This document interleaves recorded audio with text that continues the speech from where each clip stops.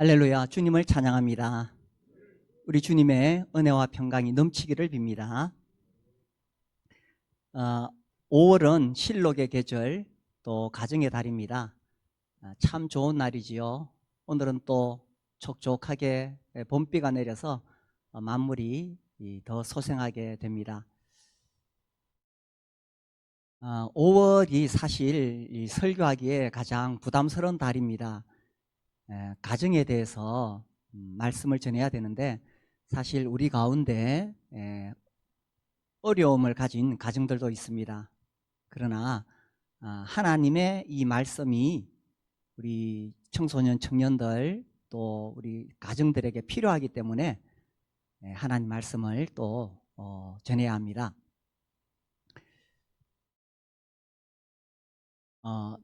결혼을 해서 부부가 되어 사는 것은 참 복된 일이기도 하지만, 그러나 두 사람 사이에 또 갈등이 생기기도 합니다. 그래서 어려운 고비가 있죠. 인생 자체가 그렇습니다. 살다 보면 이런저런 어려운 일을 만나게 되고 고비가 있습니다. 결혼도 마찬가지지요. 그런데 이 고비를 어떻게 잘 넘어가느냐 하는 것이 참 중요합니다. 그 고비를 잘 넘어가게 되면 더 성숙하게 됩니다. 그래서 부부도 어려운 고비를 잘 넘어가게 되면 더 관계가 깊어지고 더 친밀해지고 더 가까워집니다. 이런 갈등과 고비를 잘 넘어가서 아름다운 가정을 이루시기를 바라고, 이 부부 사이에 정말 어려움이 있어서 서로 말이 안 통한다 그러면 목양실로 오세요. 모래시계 상담이 있습니다. 오늘은 창세기 1장 하나님께서 이 천지를 창조하신 말씀을 통해서 가장 원론적인 이야기를 하려고 합니다. 부부에 대해서, 또 결혼에 대해서, 가정에 대해서 가장 원론적인 이야기 오늘 한번 살펴보도록 하겠습니다. 26절, 오늘 창세기 1장 26절 읽은 말씀이죠. 하나님이 이르시되 우리의 형상을 따라 우리의 모양대로 우리가 사람을 만들고, 여기 우리의 형상, 우리의 모양이라고 되어 있습니다. 하나님은 한 분이신데 복수로 계십니다. 참 인간의 이성으로는 이해할 수가 없지요. 이해할 수 없습니다. 아무튼 성부, 성자, 성령 세 삼위가 한 분으로 계십니다. 이것은 뭘 이야기하냐 하면, 하나님은 관계를 통해서 공동체를 이루기를 원하신다라는 거예요. 마찬가지로 하나님은 사람도 관계를 통해서 공동체를 이루기를 원하십니다. 혼자 사는 게 아니에요. 그래서 하나님께서 우리의 모양대로 사람을 만드시는데, 27절에 하나님이 자기 형상, 곧 하나님의 형상대로 사람을 창조하시되, 하나님의 형상대로 사람을 만드셨습니다. 이건 정말 놀라운 일입니다. 우리는 원숭이 자손이 아니에요. 학교에서 그렇게 배웁니까? 원숭이 후손이라고? 아니에요. 우리는 정말 하나님의 형상대로 만들어진 존귀한 존재입니다. 하나님의 형상대로 만드셨다는 것은 우리에게 하나님의 그 모양, 하나님의 형상을 꽉 찍어 놓으셨어요. 그래서 우리가 하나님과 교제하고 하나님께 예배를 드리고 하나님께 영광을 돌리도록 만드셨다는 것입니다. 이건 어떤 똑똑한 동물들과 비교할 수 없습니다.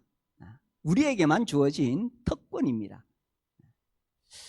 하나님께서는 우리를 하나님의 형상대로 만드셔서 인격적인 관계를 맺으시기를 원하시는 거예요. 그리고 하나님의 형상대로 만드셔서 하나님이 어떤 분이신지를 드러내기를 원하십니다.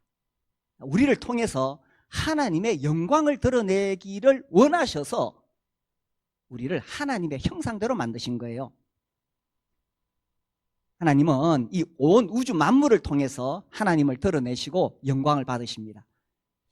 몇 년 전에 몽골의 성경학교에 강의하러 갔었어요. 이제 2주를 강의를 하니까 선교사님이 감사하다고 우리를 그 사막으로 데려가셨어요. 리틀 고비 사막. 거기 가서 이제 기르에서 하룻밤 자는데 밤에 잠이 안 오잖아요.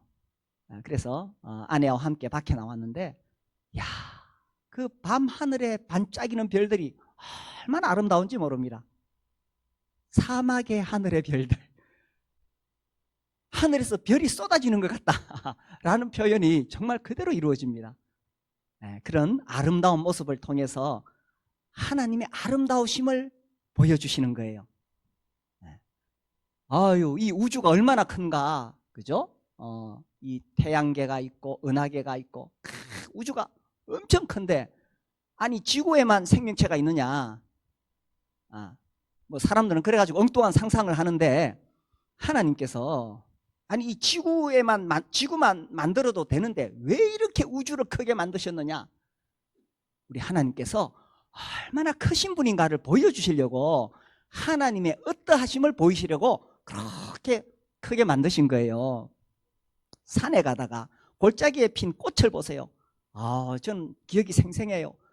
다 꽃들이 아름다운데, 그날 제가 보았던 골짜기에 있는 나리꽃, 노란 나리꽃이 피어 있는데 얼마나 아름다운지, 이와 같이 하나님은 자신이 어떤 분이신가를 우주 만물을 통해서 보여주기를 원하십니다. 그런데 가장 직접적으로 하나님을 드러낼 수 있는 존재가 누구냐? 바로 하나님의 형상대로 만들어진 사람입니다. 하나님은 우리 사람을 통해서 하나님께서 어떤 분이신지를 드러내기를 원하시는 거예요. 처음 하나님께서 사람을 만드셨을 때 하나님의 형상대로 만들어진 우리에게는 하나님의 권세와 능력이 있었습니다. 그래서 그 하나님의 권능으로 하나님께서 만드신 이 만물을 다스리게 하셨어요. 자, 여기 1장 26절 후반부 보세요. 우리가 사람을 만들고 그들로 바다의 물고기, 하늘의 새, 가축과 온 땅과 땅에 기는 모든 것을 다스리게 하자. 어떻게 다스리느냐? 어떤 물리적인 힘으로 강압적으로 다스리는 게 아닙니다. 하나님께서 우리에게 하나님의 권세를 주셨다니까요. 자, 저기 도로에 20톤 대형 트럭이 엄청난 힘으로 달려옵니다. 그 트럭을 사람이 막을 수 있겠어요? 그런데 경찰이 지시봉 가지고 까딱까딱 흔들면 그 트럭이 와서 딱 경찰 앞에 섭니다. 그 힘이 어디서 온 거예요? 국가가 이 경찰에게 부여한 권세지요.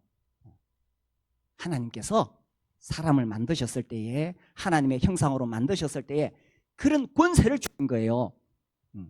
그래서 에덴 동산에서는 아담이 이런 권세를 가지고 이 만물을 다스립니다. 여기 다스린다 하는 것은 질서를 부여하고 관리한다, 그런 뜻입니다. 그래서 아담이 에덴 동산에 거닐다가 저기 호랑이가 가네. 호랑이 부르면 어떻게 하겠어요? 요 놈이 아주 급하게 달려와서 아담 앞에 납죽 엎드립니다. 그리고 꼬리를 살랑살랑 흔들면서 예뻐해 달라고 합니다. 하나님의 형상을 입었으니 이 호랑이가 그냥 와서 납죽 엎드리는 거예요. 저기 독수리가 날아가네, 독수리 이러면 이놈이 쌩 날아와가지고 아담한테 막 부리를 부벼대면서 귀여워해 달라고 합니다. 왜? 아담은 하나님의 형상대로 만들어졌으니까 이런 권세와 능력이 그에게 있다는 사실입니다. 자, 이렇게 해서 하나님께서, 이 하나님의 계획이 뭐냐 하면 다스리게 하시는데, 27절 하나님이 자기 형상 곧 하나님의 형상대로 사람을 창조하시되 어떻게 해요? 남자와 여자를 창조하시고. 야, 이 말씀이 정말 이 시대에 중요합니다. 남자와 여자를 창조하셨어요. 처음부터 남자와 여자는 다르다는 것입니다. 그렇게 만드셔서 28절에 하나님이 그들에게 복을 주시며 하나님이 그들에게 이르시되 생육하고 번성하여 땅에 충만하라. 이것이 하나님께서 남자와 여자를 만드신 이유입니다. 남자와 남자가 아무리 많이 있어도 생육하고 번성하여 충만할 수가 없습니다. 남자와 여자가 결혼을 해야 번성하고 충만하겠지요. 이게 천사하고는 다른 거예요. 천사는 하나님께서 처음 창조하신 그 숫자 그대로 있습니다. 그런데 하나님이 사람에 대한 계획은 달랐어요. 딱 남자와 여자 딱 두 사람만 만들면 돼. 그 다음부터는 둘이서 결혼해서 자녀들을 낳는 거예요. 그래서 충만하라, 온 땅에 가득 넘쳐라. 이 의미가 뭐냐 하면 그냥 막 아들들 많이 낳아라 그런 뜻이 아니고 하나님의 형상대로 만들어진 이 자녀들이 온 땅에 충만해서 하나님의 영광을 드러내라는 것입니다. 이것이 처음 하나님께서 우주 만물을 만드시고 남자와 여자를 만드신 이유입니다. 하나님이 바라시는 것은 온 땅에 하나님을 드러내는 하나님의 모양, 하나님의 모습, 그걸 닮은 사람들이 충만해서 하나님의 영광을 나타내는 거예요. 그래서 남자와 여자를 만드셨습니다. 그래, 결혼은 어떻게 해야 돼요? 누구와 해야 돼요? 남자와 여자가 하는 겁니다. 그리고 또 결혼은 누구와 해야 돼요? 이 하나님의 본래의 창조의 목적에 따라 하나님의 영광을 드러내는 그런 가정을 이루기 위해서는 믿는 사람하고 결혼해야 된다는 것입니다. 우리 청소년들 잘 듣고 있나요? 우리 부모님들도 마찬가지죠. 우리 부모님들에게 정말 큰 기도 제목이 뭐예요? 우리 자녀들이 믿음의 가정을 이루는 겁니다. 이것이 하나님께서 만물을 창조하신 목적입니다. 가장 원론적인 이야기. 자, 이렇게 해서 온 땅에 하나님의 형상이 가득해야 되는데 안타깝게도 그 영광스러운 형상을 잃어버렸다는 것입니다. 왜 잃어버렸어요? 하나님께서 먹지 말라고 하신 선악과를 따먹었어요. 누가 따먹었어요? 자, 봅시다. 2장을 봅시다. 하나님께서 말씀하셨어요. 15절에서 17절까지 같이 읽어볼까요? 시작. 여호와 하나님이 그 사람을 이끌어 에덴 동산에 두어 그들을 지키게 하시고 여호와 하나님이 그 사람에게 명하여 이르시되 동산 각종 나무의 열매는 네가 임의로 먹되 선악을 알게 하는 나무의 열매는 먹지 말라. 네가 먹는 날에는 반드시 죽으리라 하시니라. 선악을 알게 하는 나무의 열매는 먹지 말라. 네가 먹는 날에는 반드시 죽으리라 고 말씀하셨어요. 그런데 이걸 따먹고 인간이 타락하면서 하나님의 형상을 잃어버린 거예요. 그 영광스러운 하나님의 형상. 그러면서 하나님께서 처음 그들에게 부여하셨던 이 권력과 능력, 이 권세를 잃어버린 것입니다. 그래서 이 책임이 누구에게 있어요? 성경에 보니까 누구 때문에 죄가 들어왔다고 되어 있습니까? 아담 때문에. 아담이 욕먹네. 아담이 책임을 져야 되네. 자, 그런데 생각해 보세요. 선악과를 누가 먼저 따먹었어요? 아담이에요, 하와예요? 아니, 하와가 먼저 따먹었는데 왜 자꾸 아담만 욕을 먹지요? 왜 그래요? 아니, 하와가 먼저 먹었잖아요. 왜냐하면 자, 이 말씀이 주어질 때에 2장을 읽어보면 이 말씀이 주어질 때에 아직 하와는 창조되지 않았습니다. 아직 하와는 만들어지지 않았어요. 하나님께서 이 명령을 누구에게 주셨어요? 아담에게 주신 거예요. 그 다음에 하나님께서 하와를 만드셨습니다. 자, 하와를 만드는 이야기 읽어봅시다. 18절부터 볼까요? 여호와 하나님이 이르시되 사람이 혼자 사는 것이 좋지 아니하니 내가 그를 위하여 돕는 배필을 지으리라 하시니라.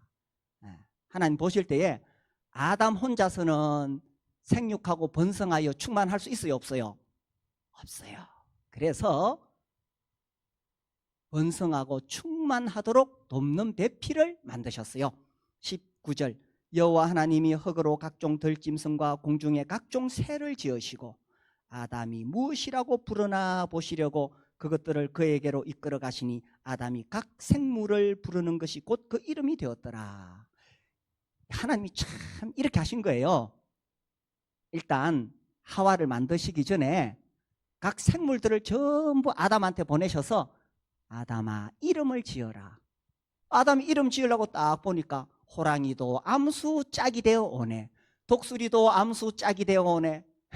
전부 암수 짝이 되어 오네. 자기만 짝이 없네. 아하, 나에게도 짝이 필요하구나. 하나님께서 다 이렇게 인도하시는 겁니다. 그래서 20절 아담이 모든 가축과 공중의 새와 들의 모든 짐승에게 이름을 주니라. 어이구, 아담이 정말 청명하죠. 생물학 박사. 아담이 돕는 배필이 없으므로 여호와 하나님이 아담을 깊이 잠들게 하시니 잠들매 그가 그 갈빗대 하나를 취하고 살로 대신 채우시고 여호와 하나님이 아담에게서 취하신 그 갈빗대로 여자를 만드시고 그를 아담에게로 이끌어 오시니 23절 같이 읽읍시다. 시작. 아담이 이르되 이는 내 뼈 중에 뼈요 살 중에 살이라 이것을 남자에게서 취하였은즉 여자라 부르리라 하시니. 야, 저는 뭐 다른 소설들 영화에서 어떤 사랑 고백보다 이 사랑 고백이 가장 진한 것 같아요. 네, 뼈 중에 뼈요, 네, 살 중에 살이라. 아니 아담이 하와를 보고는 첫눈에 반했네. 그냥 뿅 가버렸어. 너무너무 아름답고 너무너무 좋아. 그래서 정말 당신은 나에게 가장 소중한 존재요, 이걸 표현하기를 내 뼈 중에 뼈요 살 중에 살이라 이렇게 말했습니다. 우리 남편 형제님들 혹시 이런 고백 해보셨어요? 정말 이 아담의 마음속에 막 이 넘치는 사랑을 가지고 이렇게 고백을 했습니다. 그리고 둘이서 에덴 동산에서 얼마나 재미있게 깨 쏟아지게 꿀 떨어지게 데이트하며 놀았을까요? 아유, 가다가 보면 온갖 과실들 마음대로 따먹고 또 둘이 놀기 심심하면 호랑이 불러다가 놀고 나 잡아봐라 하면서 놀고 그게 뭐 온갖 동물들 데리고 노는데 이거 에버랜드의 사파리 저리 가라. 정말 행복하게 즐겁게 놀았단 말입니다. 그런데 이 사탄이 와가지고 하와를 유혹했네요. 이 선악과를 따먹으라 그랬어. 그래서 하와가 따먹었습니다. 그리고 아담도 따먹었습니다. 자, 하나님께서 아담에게 찾아오셨습니다. 네가 그것을 왜 따먹었느냐 물으실 때에 아담이 3장 12절에 보면 아담이 이르되 하나님이 주셔서 나와 함께 있게 하신 여자 그가 그 나무 열매를 내게 주므로 내가 먹었나이다. 그 여자가 나한테 주가지고 하나님 쟤 때문에 따먹었어요 라고 핑계를 댑니다. 아니 그렇게 사랑한다고 고백할 때는 언제고? 내 뼈 중에 뼈요 살 중에 살이라. 그렇게 사랑한다고 고백할 때는 언제고? 지금 와서는 비겁하게 하나님 쟤 때문에 따먹었어요. 이게 무슨 말입니까? 아무리 남녀가 사랑해도 두 사람의 에로스적인 사랑으로는 안 된다는 것입니다. 그들이 하나님의 말씀을 어겼을 때에 그 가정은 깨어질 수밖에 없다는 것입니다. 그래서 하와가 이걸 따먹었는데 그런데 책임은 아담한테 다 돌아갑니다. 아담 한 사람, 로마서에 그죠? 5장에 한 사람, 그 한 사람이 누구예요? 그 한 사람 때문에 죄가 들어왔는데 아담이라고 계속 아담만 욕먹습니다. 아담에게 책임이 있는 거예요. 먹지 말라. 그것을 먹는 날에는 반드시 죽으리라 하신 이 말씀을 누가 받았느냐? 아담이 받았습니다. 그러므로 아담은 이 말씀을 굳게 붙잡아야 되고 이 말씀을 자기 사랑하는 아내에게 단단히 일러주었어야 돼요. 하와는 그 말씀 못 들었잖아. 그러니 이 말씀을 하와에게 단단히 일러서 절대로 이 선악과를 먹어서는 안 된다고 그렇게 주의를 주었어야 돼요. 이 하나님의 말씀이 이 가정에 굳게 서야 가정이 세워지는 거지. 아무리 둘이서 사랑한다고 그래도 안 된다는 것입니다.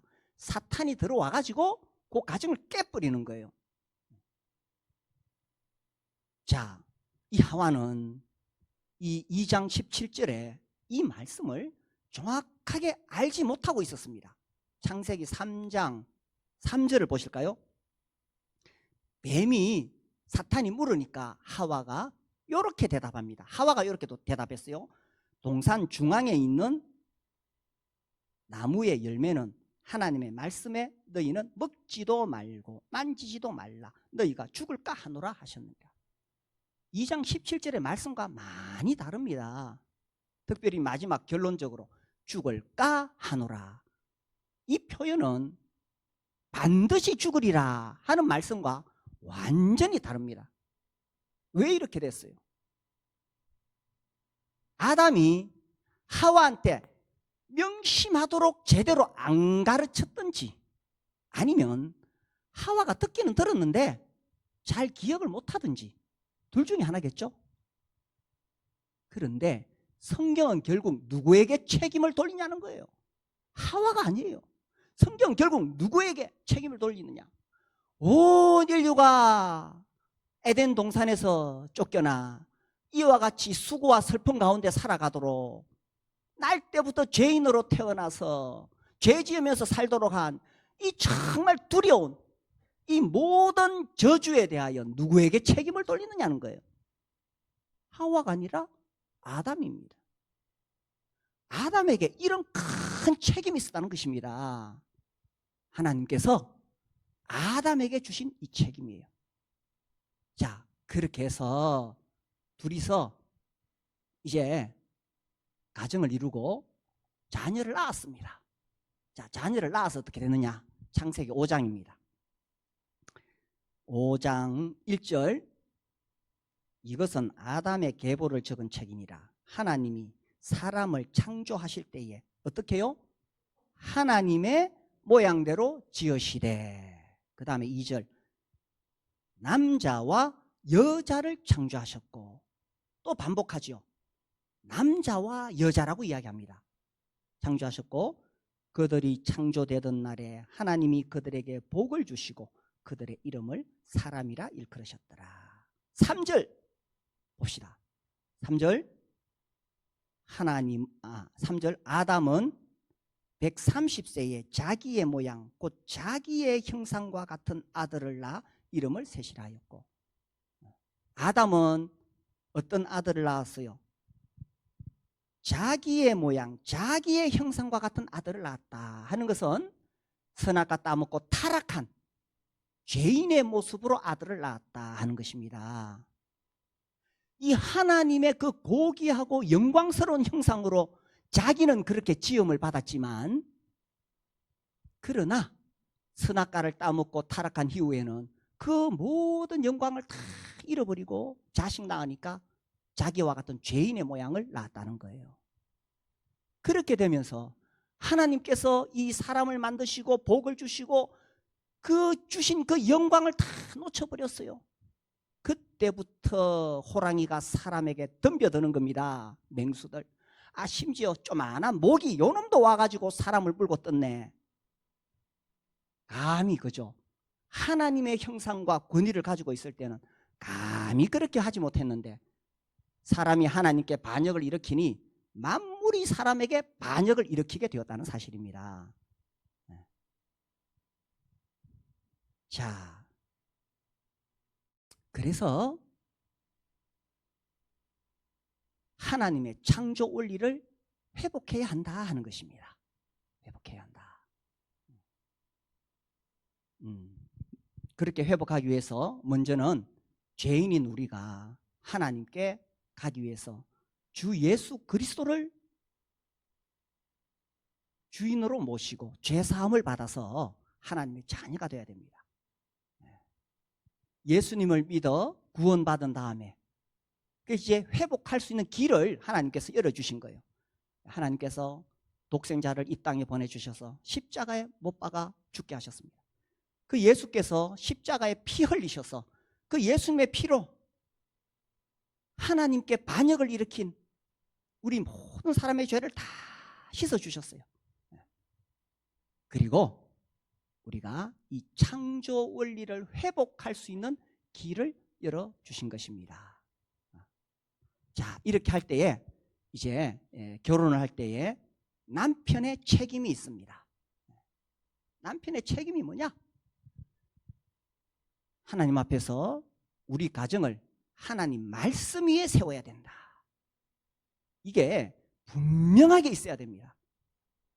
하나님의 말씀 위에 우리 가정을 세우고 우리 가정은 하나님을 경외하는 가정이 돼야 된다. 이것이 가장의 책임입니다. 우리 형제님들의 책임입니다. 아담이 그 책임을 놓치는 바람에 온 인류가 죄의 저주 아래 떨어지게 된 거예요.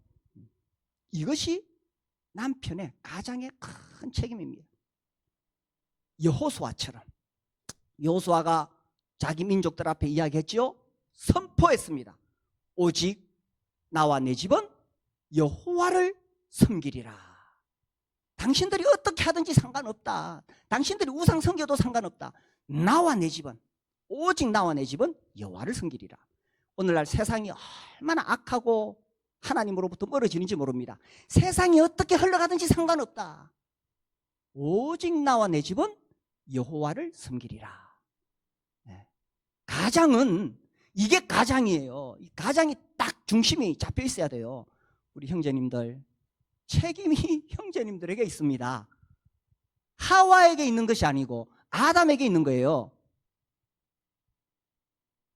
그리고 우리 결혼할 우리 청년 형제들도 마찬가지예요. 이런 뜻을 분명히 세우고 내가 결혼하면 이런 가정을 세우리라.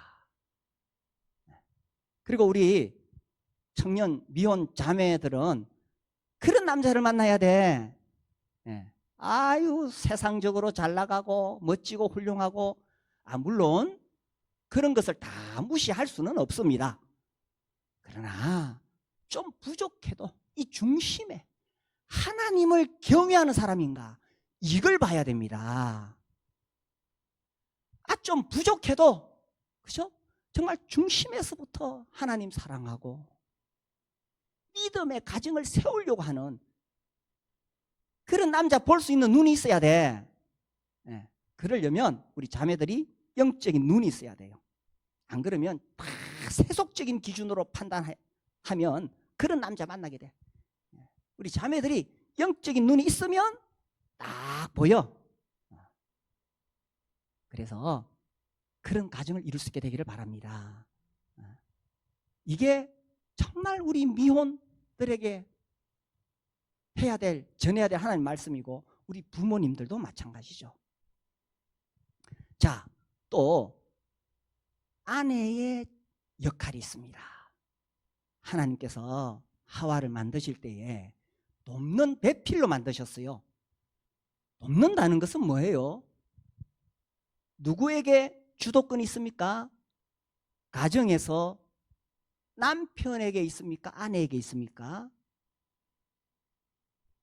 돕는 배필이라는 것은 자기가 주도권을 가졌다는 뜻이 아니죠.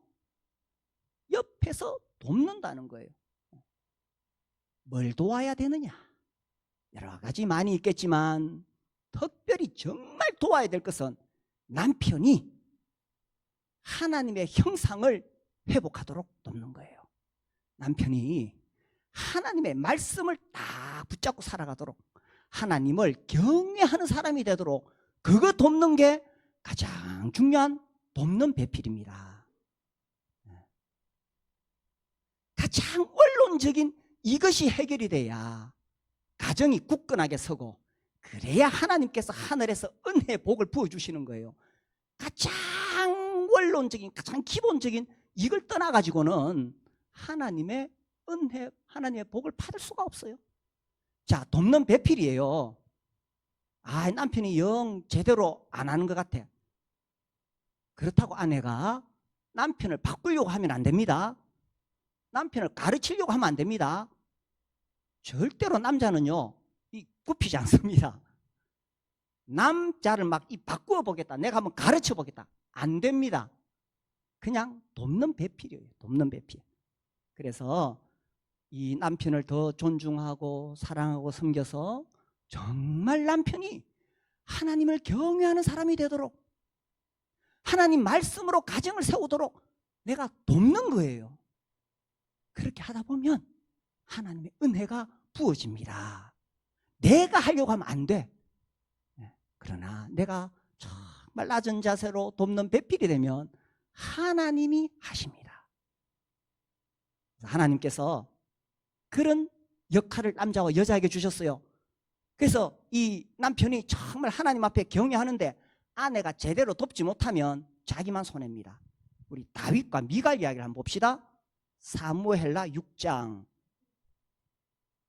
여기 보면은 이 다윗이 왕이 된 다음에 정말 하나님을 예배하는 처소를 만들고 싶어. 먼저는 여호와의 궤, 법궤를 모시고 옵니다. 이 여호와의 궤를 모셔오는데 다윗이 너무 기뻤어. 너무너무 좋았어. 그래서 어떻게 하느냐, 14절. 다윗이 여호와 앞에서 힘을 다하여 춤을 추는데 그때 다윗이 배 에봇을 입었더라. 다윗과 온 이스라엘 족속이 즐거이 환호하며 나팔을 불고 여호와의 궤를 메어오니라.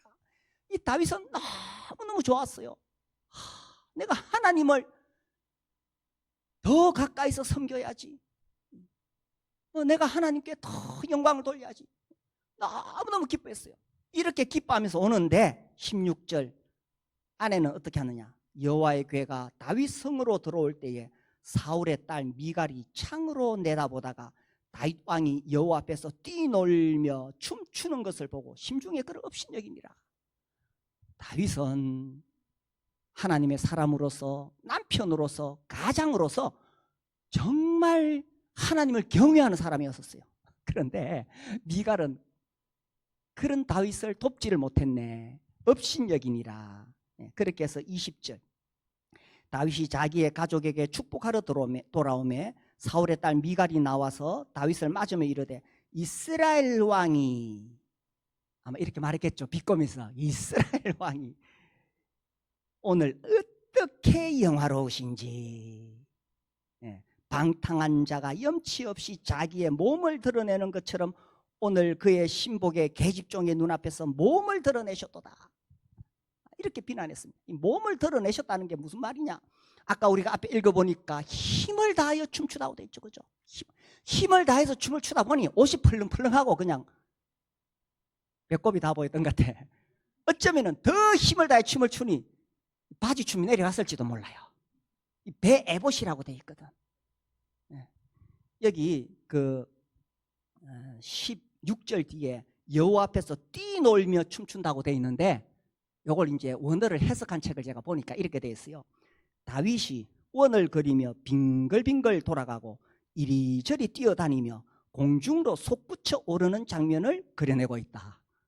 이 무슨 아이돌인가? 막 벌쩍벌쩍 뛰고. 아니, 다윗이 지금 인간적으로 좋아서 그런 게 아니에요. 자기 같은 산속에 있는 목동을 불러다가 왕으로 세우셨으니 하나님 앞에서 얼마나 좋은지 몰라. 우리가 이렇게 예배 드려야 되지 않겠어요? 지옥 가는 우리 영혼들을 불러다가 구원하셔서 하나님 자녀로 세워놓으셨으니 우리가 떡과 잔 앞에서 정말 힘을 다해서 노래해야 되지 않겠어요? 에이, 모기 소리처럼 그래 찬송하면 안 돼요. 내가 받은 은혜가 뭔데? 다윗은 정말 감사했습니다. 정말 하나님 앞에서 기뻐했습니다. 그래서 이제 미갈이 그렇게 말하니까 21절 다윗이 미갈에게 이르되 이는 여호와 앞에서 한 것이니라. 그가 네 아버지와 그의 온 집을 버리시고 나를 택하사 나를 여호와의 백성 이스라엘의 주권자로 삼으셨으니 내가 여호와 앞에서 뛰놀리라. 내가 이보다 더 낮아져서 스스로 천하게 보일지라도 네가 말한 바 계집종에게는 내가 높임을 받으리라. 다윗은 진심이었습니다. 사람들 보라고 그런 거 아니에요. 정말 하나님 앞에서 너무 감사하고 기쁘고 좋아서 그래서 춤을 춘 거예요. 그러면 아내가 아유 당신 정말 오늘 기분이 좋은가 봐요. 그러면 다윗이 그럼 좋고 말고 이렇게 대화가 돼야 되는데 찬물을 끼얹어 버리네. 이건 돕는 배필 아니에요. 아내의 역할은 분명합니다. 돕는 배필이어야 돼요. 어떤 돕는 배필? 주식 잘 투자하다고 정보 갖다 주는 게 아니고 하나님을 경외하는 남편이 되도록. 둘이서 아무리 사랑해가지고 뭐 내 뼈 중에 뼈요 살 중에 살이 안 돼요. 하나님이 그 가정에 계셔야 됩니다. 그래서 우리 남편들은 하나님 말씀 꽉 붙잡고 이 가정을 내가 하나님 경외하는 가정으로 세우리라. 아니 나가서 그냥 그렇게 힘들게 돈만 벌어다 줘. 돈 많이 갖다 준다고 가정 세워지는 거 아닙니다. 돈 좀 적게 벌어도 남편이 말씀의 사람이 되고 하나님 경외하고 하나님과 교제하고 하나님께 예배 드리는 것을 가장 소중히 여기고 하나님께 영광을 돌리면 그 가정 세워집니다. 그리고 아내들이 그렇게 할 수 있도록 돕는 배필이 된다면 그러면 그 가정에 하나님의 은혜가 크게 부어지게 됩니다. 우리 모든 가정들이 그렇게 세워질 수 있게 되기를 기도합니다. 우리 기도하겠습니다. 우리 남편들, 아내들 역할에 대해서 책임에 대해서 하나님 앞에 잘 할 수 있도록 기도하시고 우리 미혼 청년들, 우리 청소년들 결혼을 위해 기도하세요. 결혼은 너무 중요합니다. 결혼에 성공하면 하나님 잘 섬길 수 있고 인생에 성공합니다. 결혼에 실패하면 참 어렵습니다. 그리고 우리 부모님들은 자녀들을 위해 기도하시기 바랍니다. 믿음의 가정을 세울 수 있도록 그때까지 주님이 우리 자녀들 세상의 유혹과 사탄의 미혹으로부터 지켜주시기를 우리 자녀들을 위해서 간절히 기도하시겠습니다.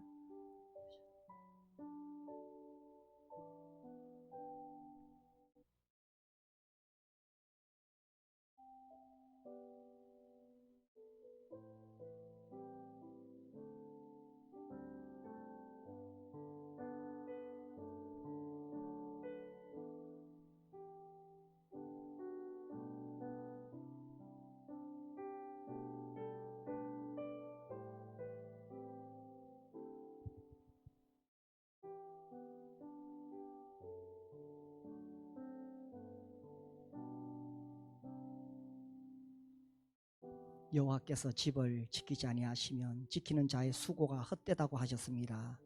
아버지 하나님, 우리 가정을 지켜주시기를 기도합니다. 우리가 하나님 말씀을 붙잡고 말씀 위에 세워지는 가정이 되게 하여 주시기를 기도합니다. 주님, 우리 자녀들을 위해 기도합니다. 정말 세상에 잘못된 세계관, 가치관들이 몰려오고 있는 이때에 우리 자녀들이 믿음 안에 잘 자라서 믿음의 가정을 이룰 수 있게 하여 주시옵소서. 주님, 우리 젊은 가정들을 위해 기도합니다. 이제 결혼하고 이런저런 갈등도 있고 다툼도 있지만 하나님 말씀을 중심으로 남편과 아내가 하나가 되는 그런 가정이 되게 해주시기를 기도합니다. 우리 어린 자녀들을 믿음 안에서 잘 키울 수 있는 그런 가정들이 되게 해주시기를 기도합니다. 아버지 하나님, 우리 교회의 모든 가정이 하나님의 형상을 드러내는, 하나님의 영광을 드러내는 그리스도와 교회의 관계, 신랑과 신부의 관계, 그런 모습을 드러내는 가정이 되게 하여 주시옵소서. 주 예수님 이름으로 감사하며 기도드립니다. 아멘.